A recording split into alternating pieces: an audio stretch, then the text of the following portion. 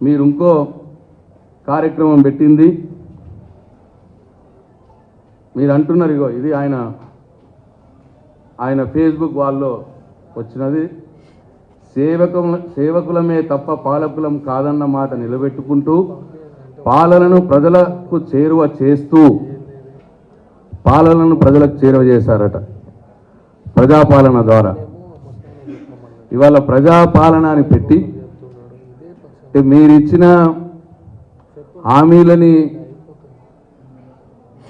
మీరు అమలు చేయకపోగా అమలు చేయడానికి అవకాశం ఉన్నా ఎందరు ఇల్లు లేని వారు ఉన్నారు, ఎందరు ఇల్లు జాగా లేని వారు ఉన్నారు, పెన్షన్లు 2000 ఎవరికి వస్తున్నాయి, రైతు బంధు 10,000 ఎవరికి వస్తున్నాయి, అదంతా డేటా మీ దగ్గర ఉన్నది గవర్నమెంట్ దగ్గర.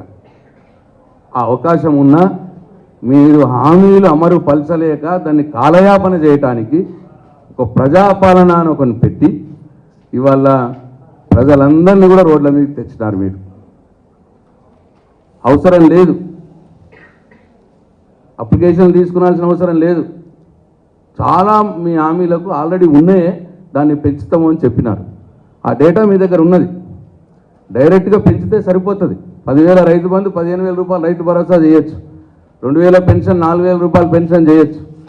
ఇల్లు లేని వారు ఎవరున్నారో ఆల్రెడీ ఉన్నాయి మన దగ్గర, అన్ని ఎంఆర్ఓ ఆఫీసులో మొత్తం గవర్నమెంట్ దగ్గర ఉంది.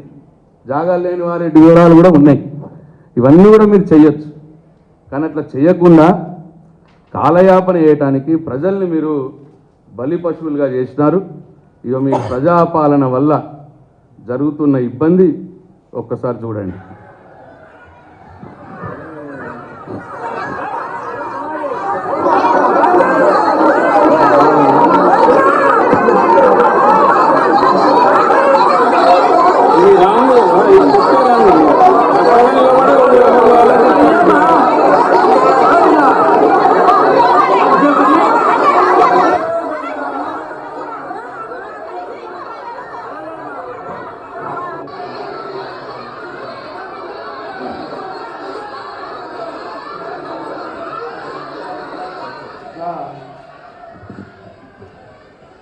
ప్రజాపాలనలో దరఖాస్తు ఫారాలు దొరకక కొంతమంది, దొరికిన వారు మంది ఎక్కువైపోయి ఒకళ్ళ మీద ఒకళ్ళు మీద పడిపోయి చాలా ఇన్కన్వీనియన్స్. ఇవాళ ప్రజలందరినీ కూడా మీరు రోడ్ల మీకు తెచ్చినారు. అవసరం లేదు. ఏ దరఖాస్తులు తీసుకొని కేసీఆర్ గారు రైతు బంధు ఇచ్చినాడు, ఏ దరఖాస్తులు తీసుకొని కేసీఆర్ రైతు బీమా ఇచ్చినాడు. ఇట్లా దరఖాస్తులు అవసరం లేని వాటికి కూడా మీరు దరఖాస్తులు తీసుకొని కాలయాపన చేయడానికి ప్రజల్ని వాళ్ళ రోడ్ల మీకు తెచ్చినారు. ఇదే మీరు చేసింది 4 రోజుల పరిపాలనలో. అట్లనే ఇంకొకటి అన్నారు, పేదల గొంతుక వింటూ యువత భవితకు దారులు వేస్తూ మహాలక్ష్ముల మన ఆడబిడ్డల ముఖంలో ఆనందాలు చూస్తూ రైతుకు భరోసా ఇస్తూ అన్నమాట మాట్లాడారు. ఇక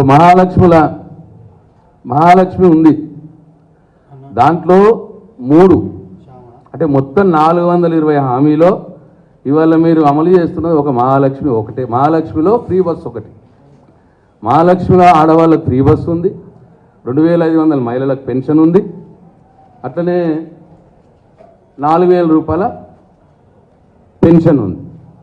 ఈ 3లో మీరు ఇస్తున్నది కేవలం ఫ్రీ బస్, కేవలం గ్యాస్ సిలిండర్. ఇవాళ మీరు ఇస్తున్నది కేవలం ఫ్రీ బస్సు. ఆ ఫ్రీ బస్సు దాని కథ ఎట్లున్నదో కూడా చూడండి. మీరు అనాలోచితంగా